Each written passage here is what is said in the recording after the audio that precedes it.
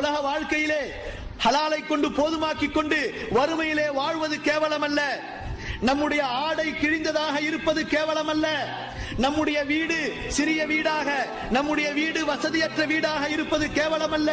நமக்கு ஒரு வாகனம் இல்லாமல் இருப்பது கேவலம் அல்ல. நமக்கு ஒரு தொழில் இல்லாமல் இருப்பது கேவலம் அல்ல. நம்முடைய இந்த உலக வாழ்க்கையில் நமக்கென்று ஒரு நிலை இல்லாமல் இருப்பது கேவலம் அல்ல. கேவலம் எது கேவலம்?